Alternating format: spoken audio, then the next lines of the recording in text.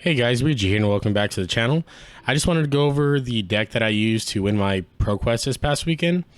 I played Casino Starvo, and I just want to start by saying I'm not reinventing the wheel here or anything like that. It's just a pretty standard casino list, but I just want to go over the exact cards that I played and how I played each matchup and how I sided in. Maybe it'll help some of you out for your Pro Quest this next weekend. So I'm just going to go through this quickly. We're playing Bravo Star of the Show, obviously. We're playing Winter's Well, Crater Fist, Crown of Seeds, Spring Tunic, Ironhide Legs, Rampart of the Ram's Head. That's just my standard equipment. You side. I'll talk about the side here in a little bit. We're playing all 9 copies of Breakground ever since Autumn Touch is gone. It's our best option. 3 copies of Crippling Crush. I am playing 6 copies of Evergreen, the reds and the blues. I opted not to play any of the yellows. I just wanted more blues than I did yellows, honestly, just for max consistency. All 3 Oakenolds. We are playing all the pulses, obviously, Pulse of Oldhaven, Pulse of Candlehold, Pulse of Eisenloft. We are playing 2 copies of Red Pummel. This card is MVP.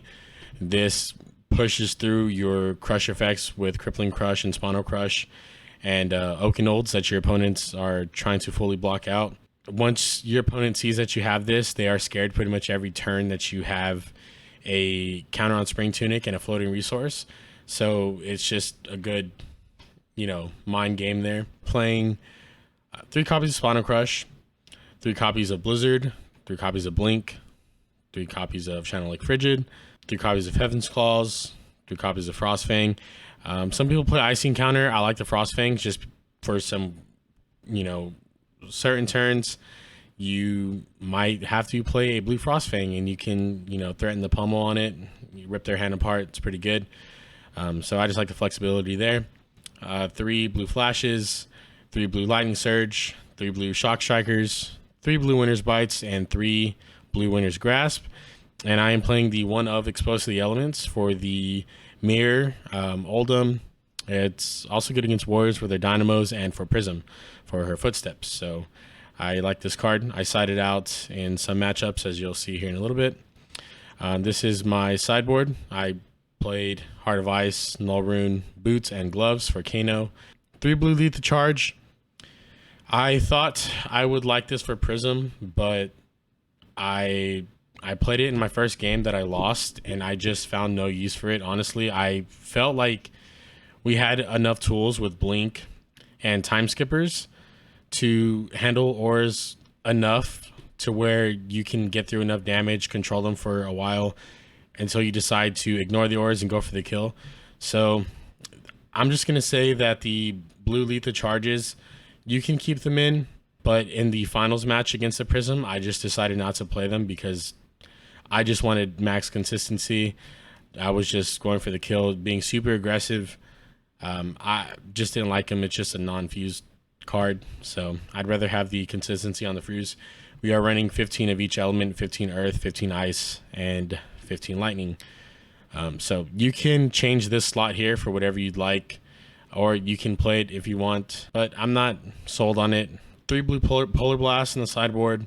I just like this as another option to float you resources, essentially, if you play from Arsenal, getting another card, and potentially just getting free mana to get that extra amount that you need to play your Crippling Crushes and things like that. It never really came up, but I just liked having the option. So there's that. Have Stalagmite in the sideboard, Time Skippers for Prism, and Turn Timber for the Mirror and Oldham. So, yep, this is the deck that I played. I will be putting a link to the deck in the description, along with I'll try to write out a sideboard and link it there as well. But I'm just going to go through each of the matchups and how I sided for each, and just my thoughts on key points to win the matchups. So let's get into that. All right, guys. So our first matchup that we're going to talk about here is the mirror match. I've said it before. I just hate mirror matches. Just not fun. But I just have some things here I want to talk about. Some of the keys to win. Quite honestly, fuse more than your opponent. That's probably the biggest one. You fuse more than your opponent, you're probably going to win. So just hopefully luck's in your favor. Sometimes these matches, they just come down to who fused the most. You really have to pick your spots when you want to defend. You really want to try to stay patient in finding your fuses and finding the right opportunity to swing the tempo. I find that, if they come at you with the first vanilla dominate, and if your hand is just not good, you probably want to block out as much as you can. Not with your equipment. You want to save your equipment for Oakenolds, Spinal Crush, Crippling Crush, things like that. But if your hand is just not good, you want to block out as much as you can. And when they come at you with the hammer, you want to crown your arsenal away, use the Rampart of the Ram's Head, and a 2-block to block out the full damage, so you can come back at least on your turn and swing the hammer for 4. So that's really a key point there. So blocking the hammer, you want to crown, Rampart, and use a 2-block to block hammer swings. Or if you have a 3-block, you can, pitch a red or something like that to crown and just use the 3-block to block the hammer. But if you don't, this is your best option here. Just come back with the hammer. You have to be okay with just doing that. Chip away at them. Hopefully they don't draw anything good. You draw something good, you start swinging the tempo, you start controlling the game. You want to pitch stack. Honestly, as a casino build, I really didn't get close to second cycle. The games ended way before that, but it is good practice to pitch stack in case the game does go late. You want to have the better late game. And the sideboard I decided to go with for the mirror match was just 3 Turn Timbers, 3 Polar Blasts, and take out the Blizzards. Blizzard just to stop a hammer swing, I don't really think it's worth it. But you want to play 63 cards in case it does go to fatigue. All right, our next matchup. Let's see here. We're going to talk about Oldham. It's pretty similar to Starvo, but Oldham does have some other tools that you have to be careful about. So same thing here. You want to crown, Rampart, and use a 2-block to block hammer swings, and be okay with coming back with a hammer. Or if you have the 3-card fuse, that's great too. You do want to pitch stack. Oldham games probably will go a bit longer as Oldham has a lot more defense, a lot more 3-blocks. So do be wary of your pitch stack. And you want to be careful of ice reactions and exposed to the elements. I know as an Oldham player myself, I like to, when Starvo has a 4-card hand in an arsenal, they are going to show the fuse, pitch a blue, play an evergreen, so that's 2 cards out of their hand. They have 2 left, and after that, what's coming? The ice hammer. So they're going to have 1 card left in your hand, so you can, as an Oldham player, block out, do whatever you're going to do, and in reactions, you pitch an ice, make them discard or top deck the last card in their hand, and easily getting exposed to the elements on their crown. So just be careful of that. The way around this is, if you have a floating tunic resource, the Oldham, if you're smart, probably won't go for the exposed because you can just tunic, crown your arsenal away, get the resources to pay for it. So just be careful of that. For the sideboard, same thing as Starvo, plus 3 Turn Timbers, plus 3 Polar Blasts, and minus 3 Blizzards. Oldham doesn't have too much going in. He can with the more aggressive builds. But it's just, I'd rather have the Polar Blast personally, and run 63 cards. So let's go to our next one. Bravo. I don't have much practice against OG Bravo, to be honest, but I have heard that he actually does very well in the Starvo. So, and I can believe it too, because his Anathos is just really efficient, and he can also dominate attacks. I would say just pitch stack, try to fuse, try to kill him before he kills you, or outvalues you with Anathos. Sideboard, same as the other Guardians, plus 3 Turn Timber, 3 Polar Blasts, minus 3 Blizzards, playing total 63 cards. All right, so Briar, the keys to win, you really just have to win the race as playing casino. You are not going to fatigue her or anything like that.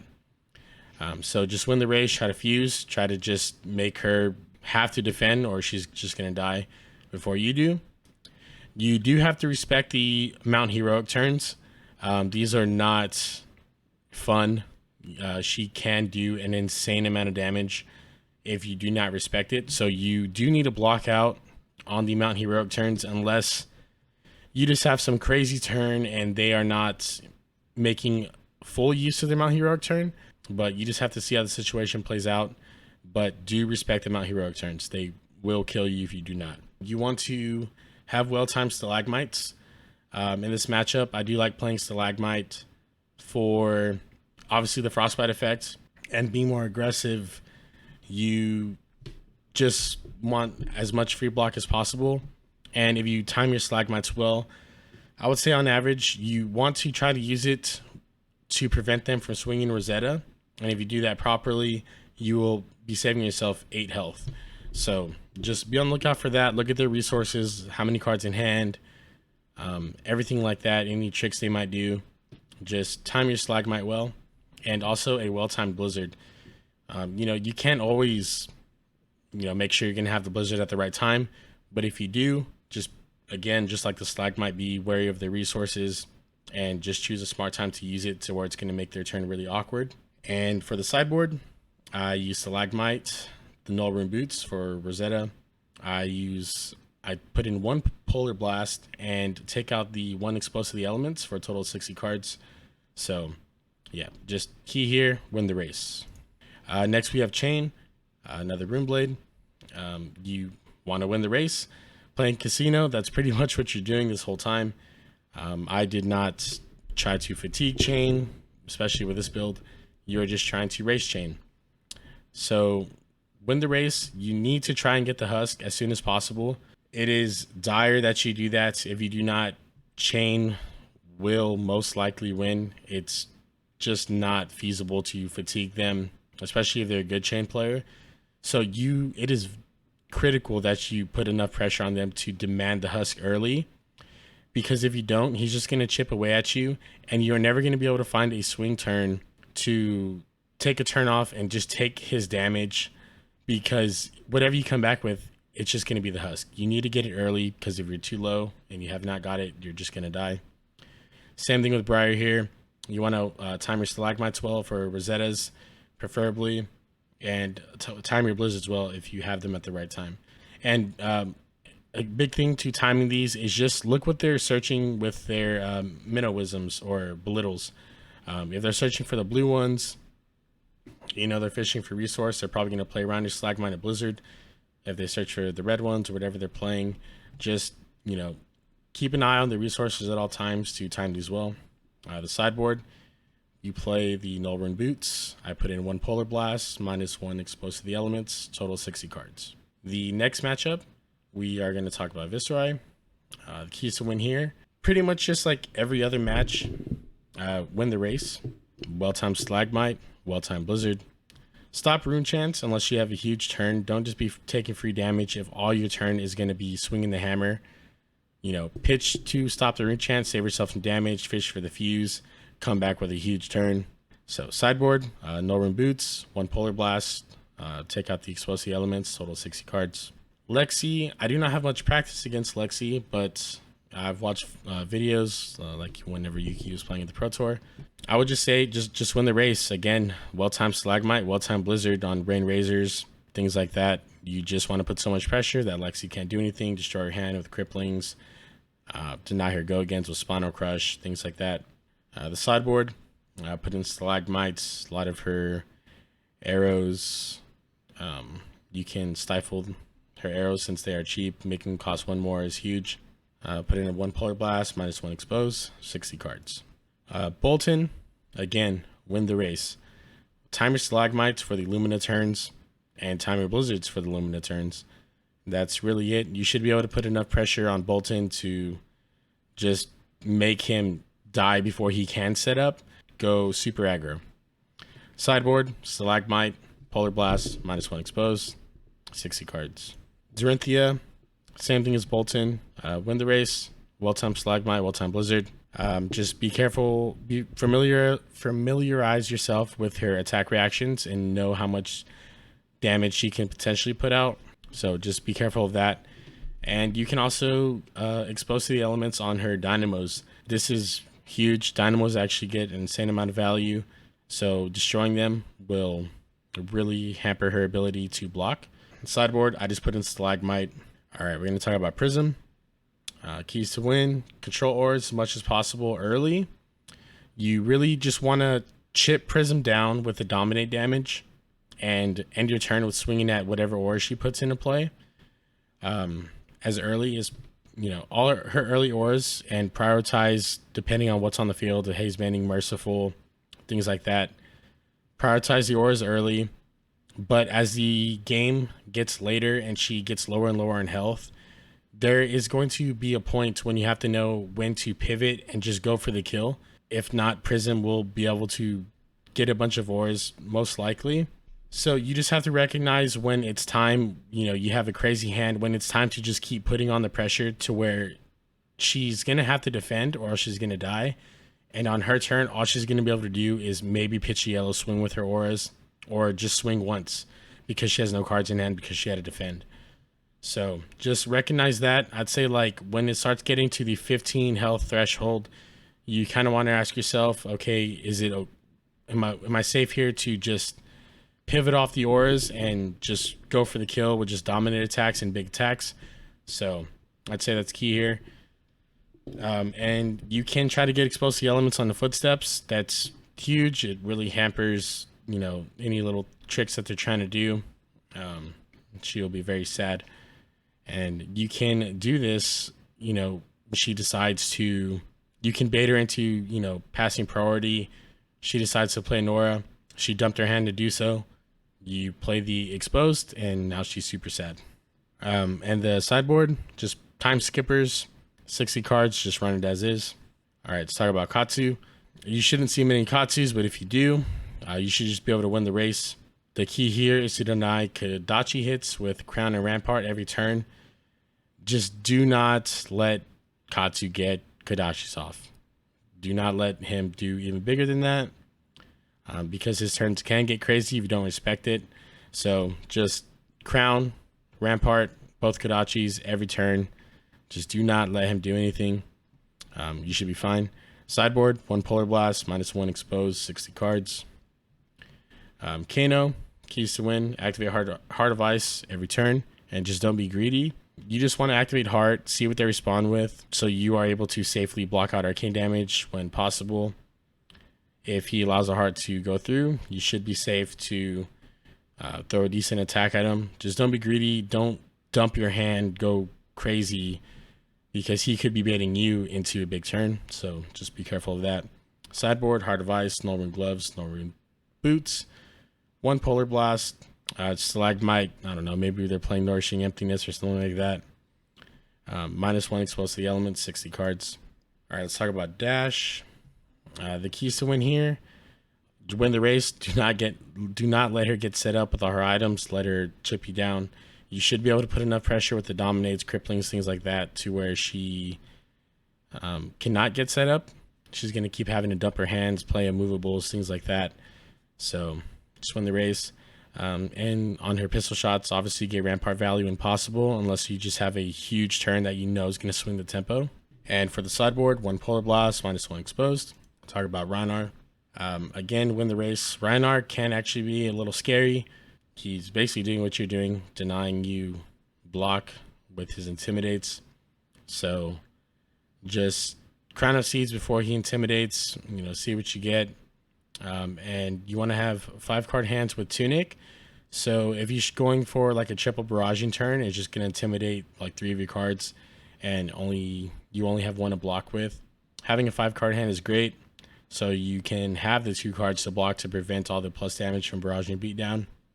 So you might want to play around that. You can leave your Tunic up, so when he does do that, you can just Crown, get a 5-card hand, and you should be okay. And you can try to expose to the elements on his Tunic. That'll be huge for his Blood Rush turns. Sideboard, I decided in Stalagmite and run it as is. Levia, again, just win the race. Basically an easier version than Rhino.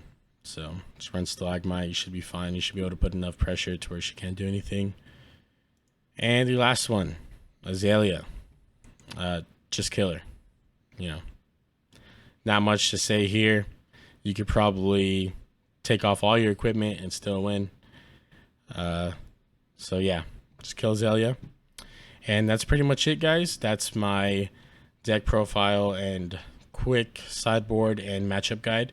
So hope you liked it. If it helped you out, let me know. Leave a comment. Subscribe if you haven't.